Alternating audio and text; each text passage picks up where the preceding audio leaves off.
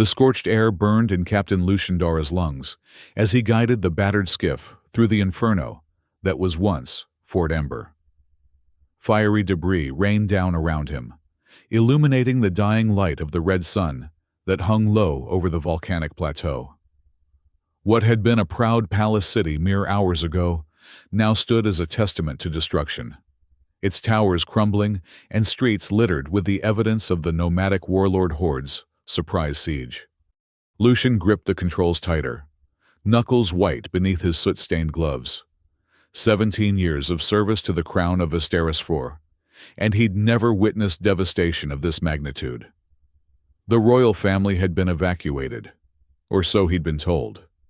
But something about the hasty orders from the palace had struck him as wrong. That's why he'd doubled back, against direct command.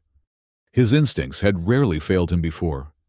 The skiff dipped suddenly, as a gust of hot wind caught its underside. Lucien compensated, banking sharply around a partially collapsed guard tower. That's when he saw her, a heavily armored figure amid the collapsing battlements, crowned in gold and chained to a pillar. Even from this distance, he could see she was barely alive. "Lieutenant Vin," he barked into his comm unit. "I've spotted a survivor on the north battlements. Royal insignia." Static crackled before his second-in-command's voice broke through. "Captain, our extraction window closes in 15 minutes. The second wave of raiders is already breaching the lower city." Lucien's jaw tightened. "It's Princess Alara. I'm sure of it." A pause. "Understood, sir. We'll adjust extraction coordinates accordingly." He didn't wait for further acknowledgement, already swinging the skiff toward the battlements in a reckless arc. Oath and duty propelled him forward. No royal would be left to die while he drew breath. The landing was rough, the skiff's engines protesting as he set down on cracked stone.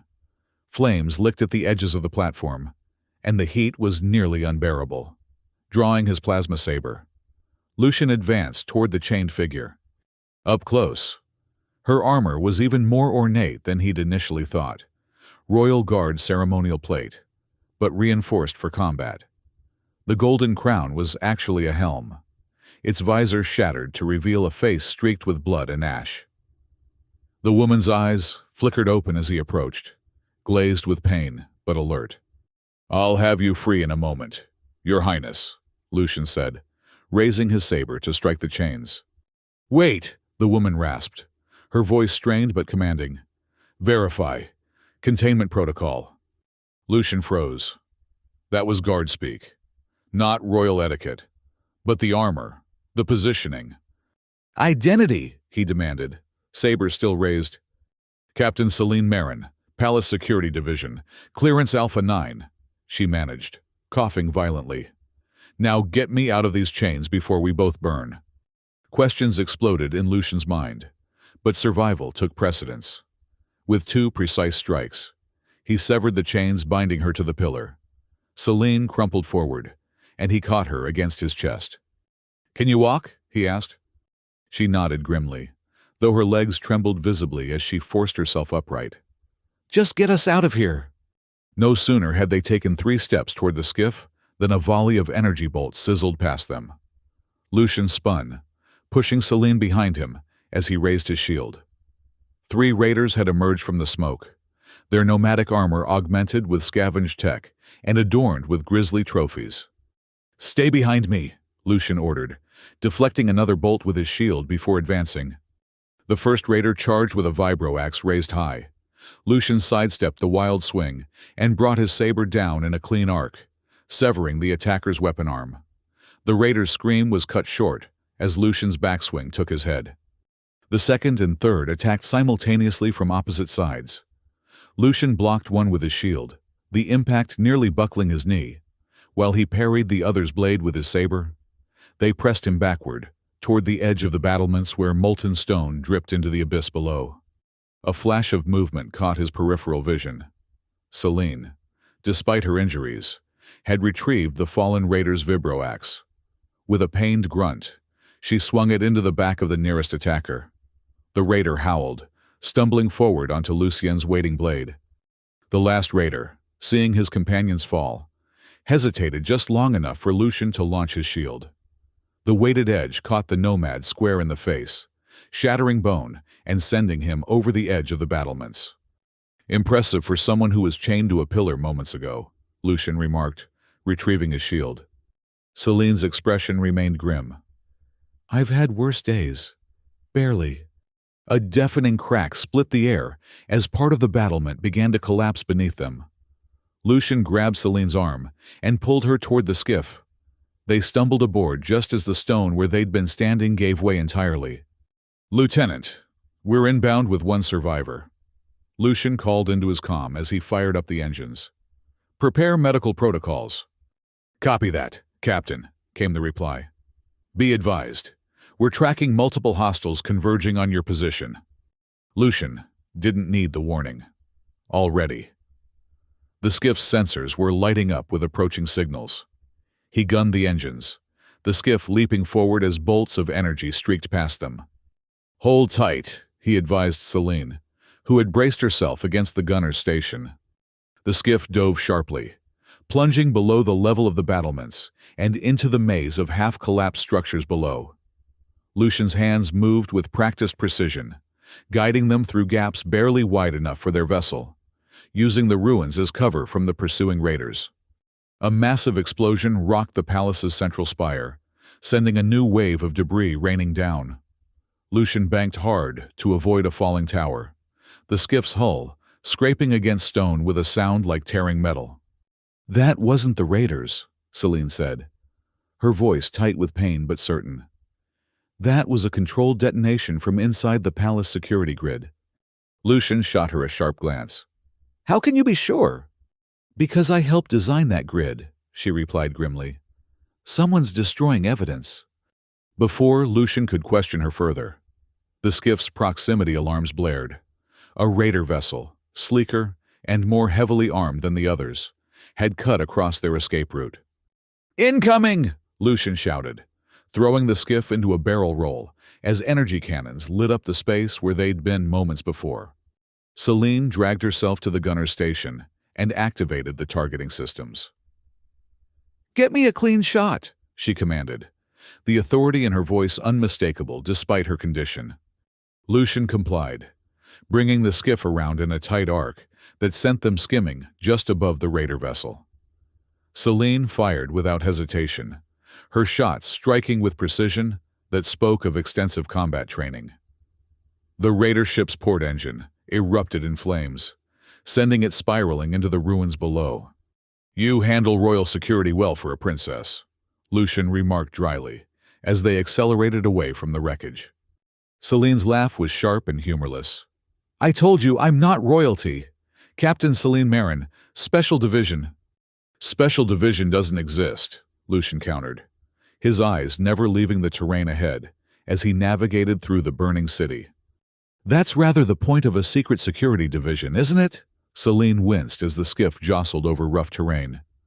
"And you're flying right into their trap. Captain Dara." Lucian's hands tightened on the controls. "Explain." "They used me as bait," Celine said, her voice hollow. "To draw you out, specifically."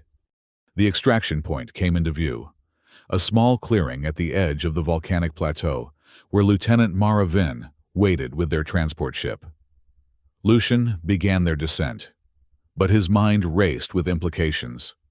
"Why would anyone want to trap a Royal Guard captain?" he asked, though dread was already pooling in his stomach. Celine's eyes met his, hard as flint. "Because you're the only guard captain who can't be bought, blackmailed, or frightened into submission. Because you ask questions." She gestured to the burning city around them. "Like, why would nomadic raiders, who've never shown interest in fixed settlements, suddenly coordinate a precision strike on the most heavily fortified palace city on Asteris 4? The skiff touched down beside the transport ship. Lieutenant Vin approached at a run, her dark features set with concern. She stopped short at the sight of Celine. "Captain, that's not the princess," she said, hand instinctively moving to her sidearm. "No," Lucian agreed, helping Celine from the skiff. "Lieutenant Vin, Meet Captain Celine Marin, apparently of a security division we're not supposed to know exists. Mara's expression remained suspicious, but she nodded curtly. The transport's ready. We should be off-world before the raiders realize we've slipped their net. If they even care, Celine muttered, allowing them to help her aboard. Once inside the transport, Mara administered emergency medical care while Lucian took the helm. The ship lifted off smoothly, its cloaking systems engaging as they ascended through the ash-filled atmosphere. Talk, Lucian demanded, once they'd cleared the planet's gravity well and set course for the nearest Allied outpost. He'd left the helm to Mara and now stood before Celine, who sat propped against the bulkhead, looking marginally better after treatment. Chancellor Alvric is orchestrating a coup, Celine stated flatly. He's been planning it for years, infiltrating both the Royal Guard and security forces with his people, establishing back channels with the nomadic warlords, positioning himself as the only one who can restore order after chaos he himself created. Lucian's mind reeled. Chancellor Alvric had been his mentor, the man who'd sponsored his entry into the Royal Guard. That's a serious accusation. Where's your proof? Most of it was in Fort Ember's secure archives, which are now conveniently destroyed. Celine replied bitterly. But not all. I managed to dispatch a courier with data packets before they captured me. Intelligence that proves Alvric has been siphoning royal funds to pay the warlords. Communications showing he orchestrated the siege. And this courier, where are they now? Lucian asked. If they followed protocol, hiding in plain sight in the capital city's lower districts, waiting for the extraction code only I can provide. Celine's gaze was direct, challenging. But I need to know whose side you're really on. Captain Dara, your oath is to the crown, but the crown is compromised. Lucian felt the weight of 17 years of service pressing down on him. My oath is to protect the realm and its people from all threats. If what you're saying is true, Chancellor Alvric has become such a threat. Celine studied him for a long moment before nodding. Then we need to get to the capital before Alvric realizes his trap failed. He'll be moving quickly now, consolidating power while the realm is in shock over Fort Ember's fall. The capital is 3 days' journey, even at maximum speed, Mara interjected from the helm. Then we'd better not waste any time, Lucian replied, already moving to the navigation console to plot their course. As the stars streaked past the viewports, Lucian couldn't shake the feeling that they were racing toward something far worse than what they'd just escaped. The transport ship cut through the darkness of space, its engines pushed to their limits.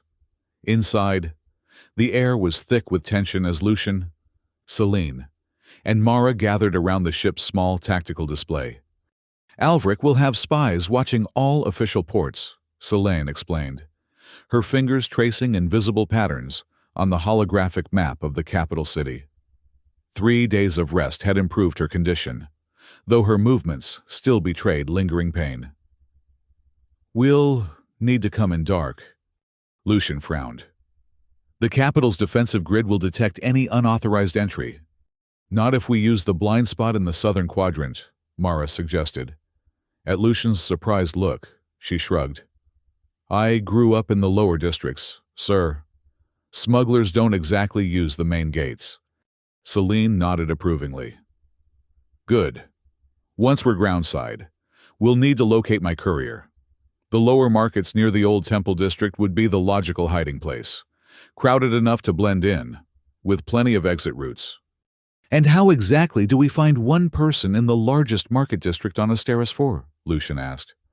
With this, Celine removed a small device from a hidden compartment in her armor. Quantum entanglement tracker.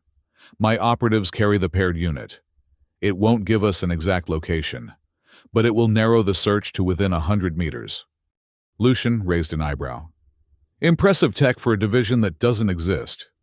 The best kind, Celine replied with the ghost of a smile. The ship shuddered slightly as they entered the planet's atmosphere, Mara's skilled hands guiding them through the entry vector that would keep them off official sensors. The sprawling capital city came into view, a stark contrast to the fiery ruin of Fort Ember they'd left behind. Spires of gleaming metal and crystal rose from the central districts, while the outer rings spread in concentric circles of gradually decreasing affluence. "There," Mara said, indicating a dark section of the southernmost district. "Old shipping yards. Automated security only. Easily spoofed." Their landing was unremarkable, the transport settling between abandoned cargo containers that would shield it from casual observation. Dressed in nondescript civilian attire, with weapons concealed beneath long coats, the three of them made their way into the bustling lower markets. The cacophony of voices hawking wares, the press of bodies, and the mingled scents of exotic foods and questionable substances assaulted their senses. Celine activated her tracker, its display visible only to someone looking directly at it. "This way," she murmured, leading them deeper into the labyrinthine market. They moved with purposeful casualness, eyes constantly scanning for threats. Twice, Lucian spotted individuals whose bearing marked them as Alvric's security forces, despite their civilian disguises. Each time, they altered course to avoid detection. The tracker led them to a small tea house, tucked between a spice merchant and a tech repair shop. Inside, the lighting was dim, and the air was fragrant with steeping leaves. A dozen or so patrons sat at scattered tables, most engaged in quiet conversation. Celine's eyes locked onto a slight figure in the corner, a young woman with close-cropped hair and unremarkable features that seemed designed to be forgotten. She gave no indication of recognition, but her hand moved to her cup in a sequence that wasn't natural for drinking. "That's her," Celine whispered. "Cover me." Lucian and Mara positioned themselves strategically as Celine approached the courier's table. What happened next was so fast that Lucian almost missed it. A small data chip passed from hand to hand, hidden within the exchange of currency for tea. They were nearly to the door when the first shot rang out. The sound of an energy pistol being discharged inside the confined space was deafening. Patrons screamed, diving for cover as three figures rose from separate tables, weapons trained on Celine. "Down!" Lucian shouted, shoving Celine aside as a bolt of energy sizzled through the space where she'd been standing. Mara had already drawn her own weapon, firing with precision that dropped one of the attackers before they could get off another shot. The tea house erupted into chaos as panicked customers stampeded toward the exits. Lucien rolled to his feet, drawing his sidearm in one fluid motion. He fired twice, forcing the remaining attackers to take cover behind overturned tables. "Go!" he yelled to Celine and the courier. "We'll cover you!"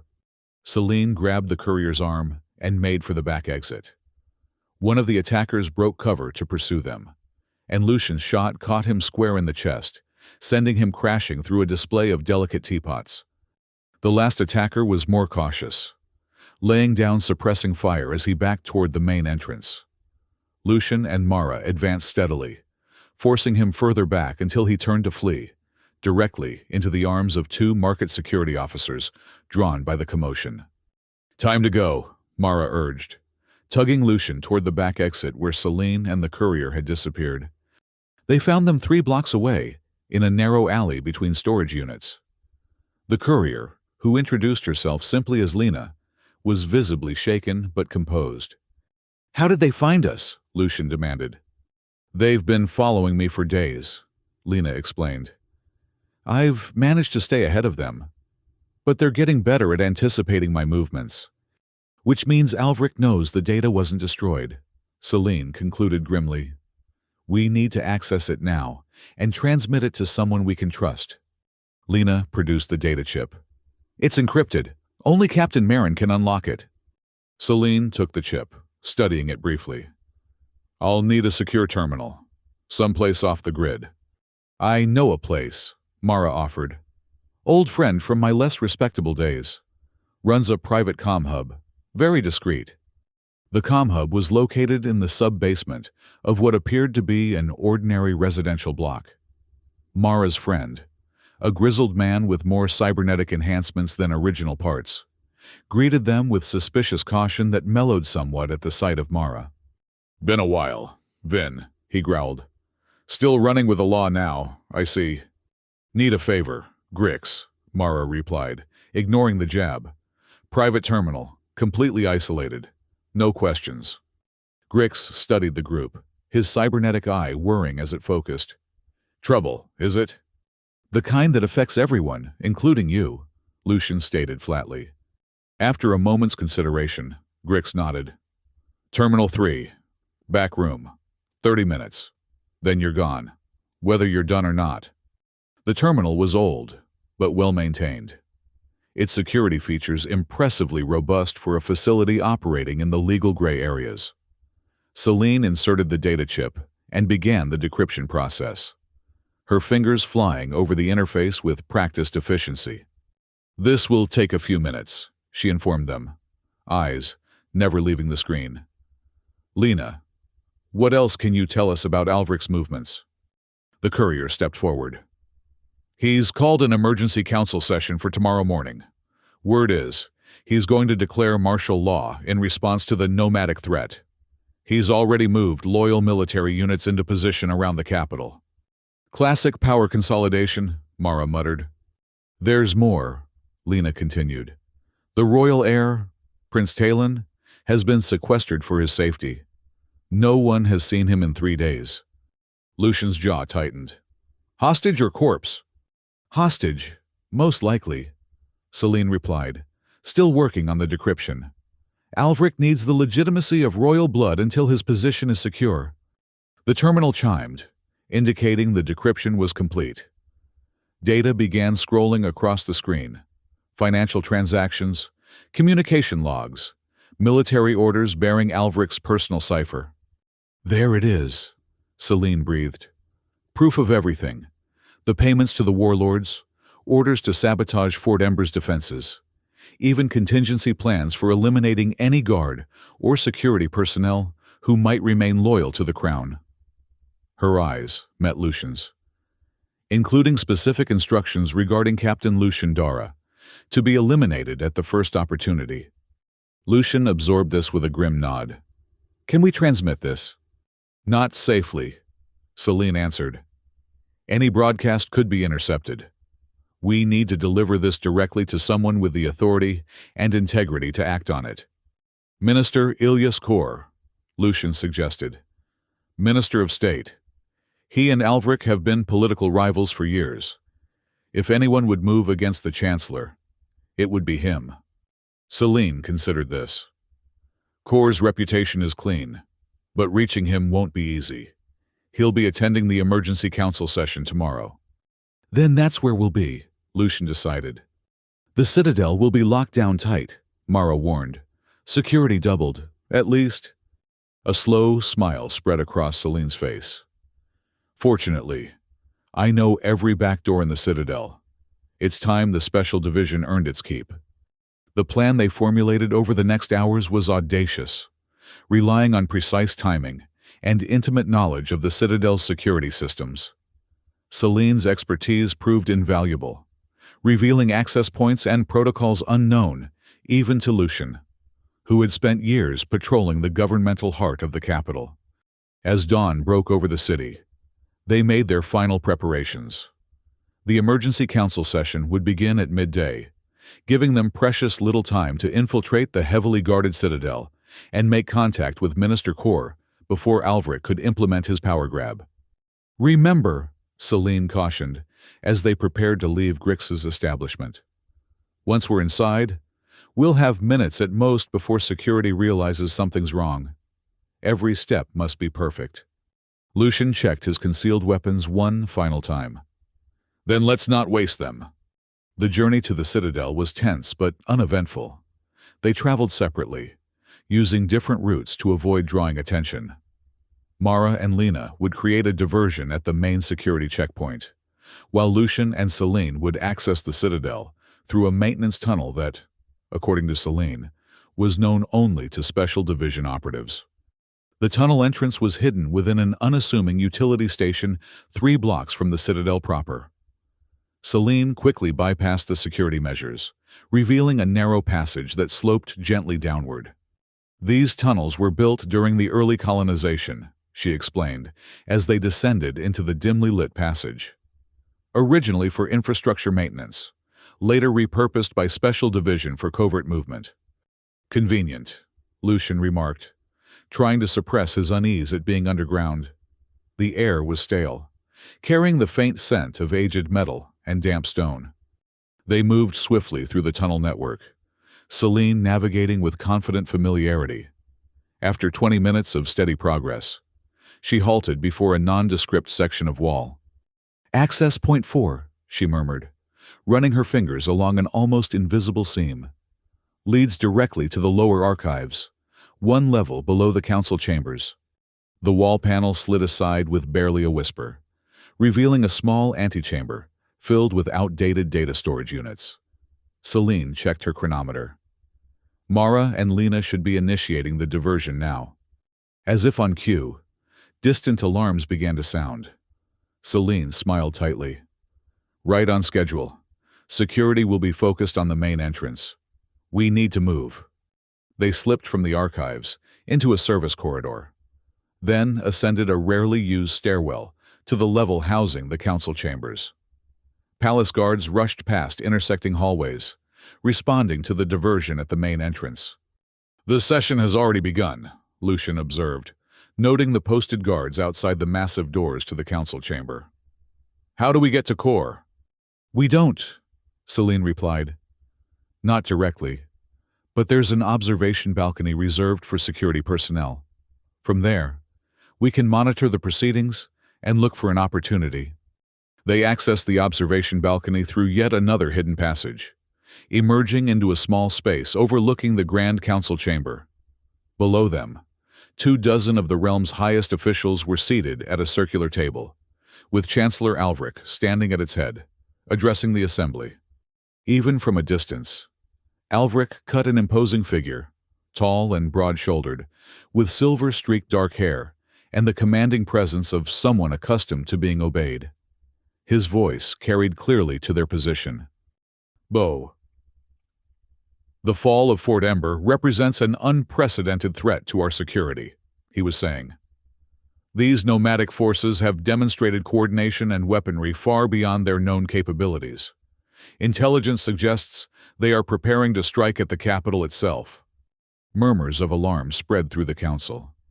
Lucian's eyes narrowed as he scanned the faces below, quickly locating Minister Core, a lean, scholarly man whose expression betrayed skepticism at Alvric's claims.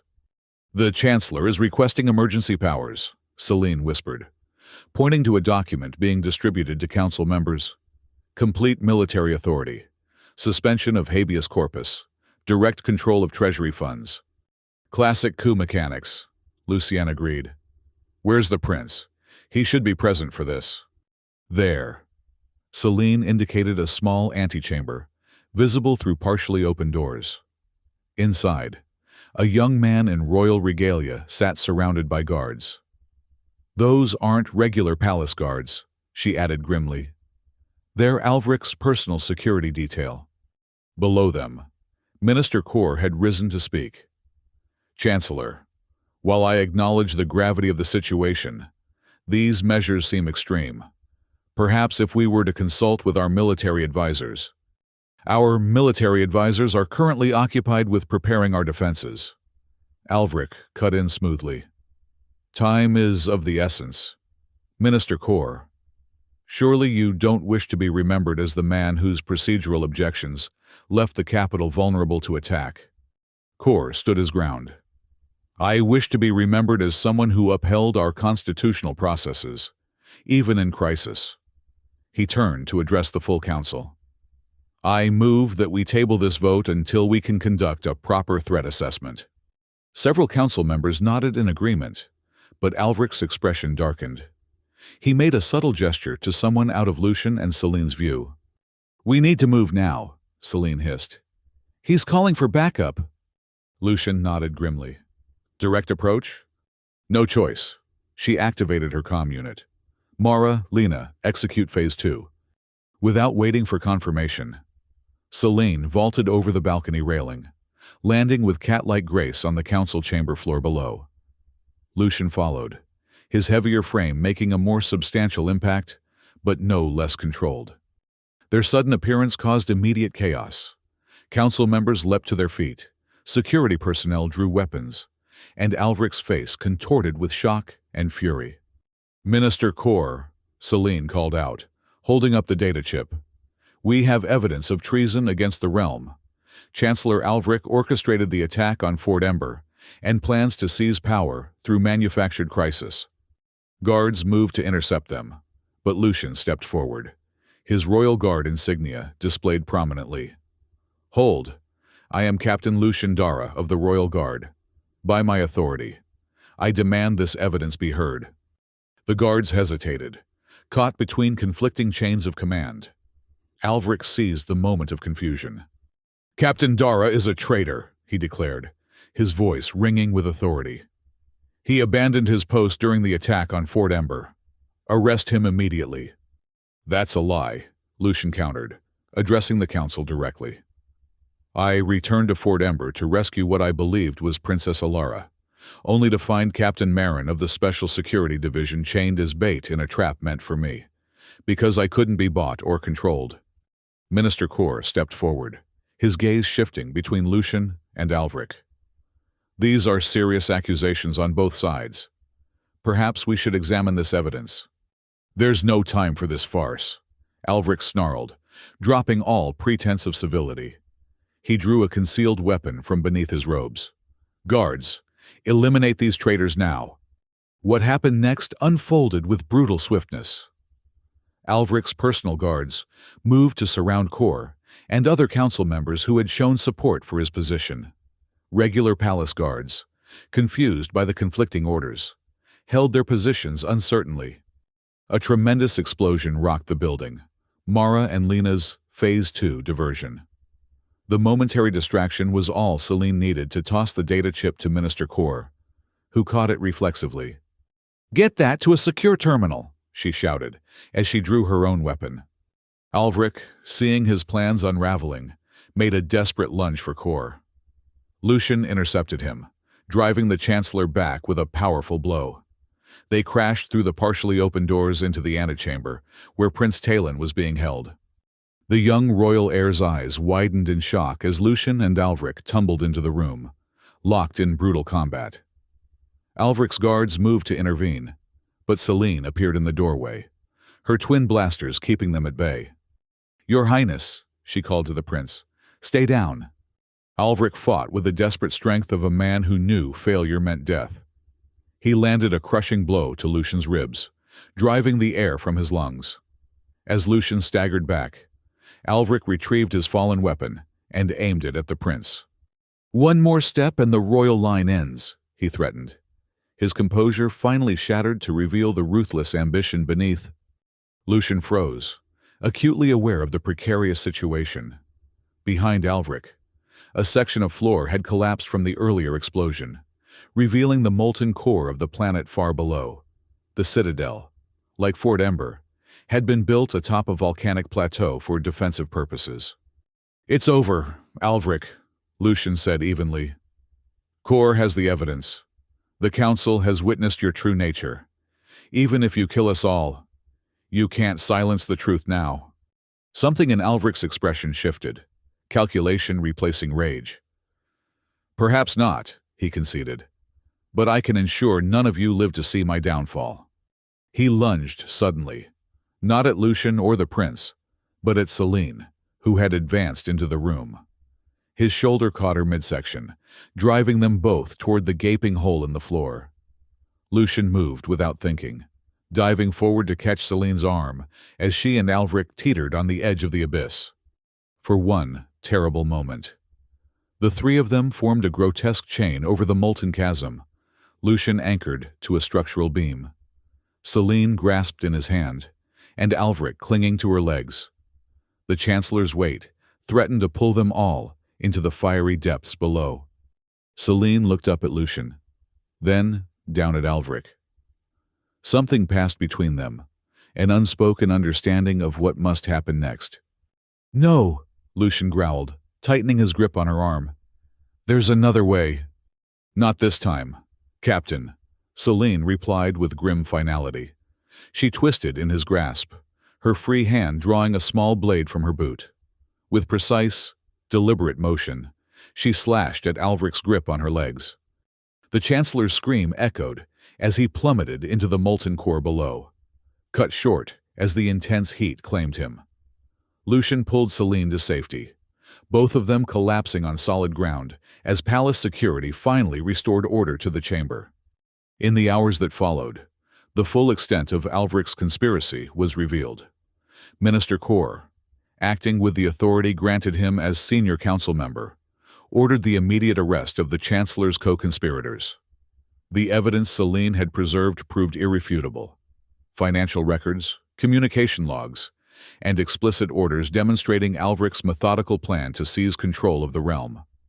Prince Talon, shaken but unharmed, took his rightful place as royal heir, expressing profound gratitude to Lucian and Celine for their actions. Under Kor's guidance, he issued his first royal decree, the immediate cessation of hostilities with the nomadic warlords, whose aggression had been bought and directed by Alvric's agents. Lucian found Celine on a balcony overlooking the capital city as evening fell. She had shed her tactical gear for simple, civilian attire, though he noted she still carried a concealed weapon at her hip, old habits dying hard. "Captain Marin," he greeted her formally. She turned, a wry smile touching her lips. Still so formal, even after saving each other's lives multiple times. "Force of habit," he admitted, moving to stand beside her at the railing. "Minister Kor has asked me to convey his personal thanks for your service to the realm. He's also authorized the official recognition of Special Division, should you wish to continue its operation." Celine seemed to consider this. "Legitimacy has its advantages, I suppose, though it does take some of the fun out of being the division that doesn't exist." "And its disadvantages," Lucian pointed out. "Oversight, accountability, budgetary reviews." "How terrifying," she replied with mock horror. After a moment, her expression sobered. "What about you, Captain? Back to the Royal Guard?" Lucian looked out over the city, the same view he'd admired countless times during his years of service, now somehow altered by all he'd experienced. "Minister Kor has offered me command of the entire Royal Guard. It seems many of the senior officers were implicated in Alvric's conspiracy." "You'd be good at it," Celine observed. "The Guard could use someone who questions orders when necessary." "Perhaps," Lucian agreed, "though I find myself questioning more than orders these days." Celine studied him with those penetrating eyes that seemed to see more than most. "Having a crisis of faith, Captain?" "A crisis of purpose, maybe," he admitted. "For 17 years, I believed my duty was clear: protect the crown, follow orders, maintain the system. Then I discovered the system was rotten from within." "Not rotten," Celine corrected gently. "Flawed. Human. Like all systems created by people. Which is why it needs people like you who care more about doing what's right than following protocols." Lucian considered her words. "And people like you, working in the shadows to protect it from threats it doesn't even know exist?" "Someone has to," she shrugged. "Though I admit, it might be nice to step into the light occasionally." The silence that fell between them was comfortable, a shared understanding born of shared danger. The capital gleamed in the fading light, its citizens largely unaware of how close they had come to tyranny, or of the sacrifices made to prevent it. "I should go," Celine said eventually. "My team will be waiting for a debriefing." Lucian nodded. "Will I see you again, Captain Marin?" She smiled, a genuine expression that transformed her face. "I suspect our paths will cross, Captain Dara. The realm still needs protecting, after all." "From threats seen and unseen," he agreed. As Celine turned to leave, Lucian called after her. "Thank you for showing me the truth, even when it wasn't what I wanted to see." She paused, looking back at him with an unreadable expression. Truth is rarely comfortable, Lucian, but it's always worth fighting for. With that, she was gone, slipping away as efficiently as she had appeared in his life, amid flames and chaos, challenging everything he thought he knew about duty and honor. Lucian remained on the balcony as darkness fell over the capital, contemplating a future suddenly less certain, but somehow more meaningful than before. He had entered the burning ruins of Fort Ember, believing he would save a princess and fulfill his oath to the crown. Instead, he had found something far more valuable: the courage to question, the wisdom to doubt, and the strength to stand for justice, even when duty pointed elsewhere. The royal palace city would be rebuilt, the realm would recover, and he would be there, along with allies like Selene, ensuring that the mistakes of the past were not repeated. That power answered to truth, and authority was held accountable, not because an oath demanded it, but because it was right.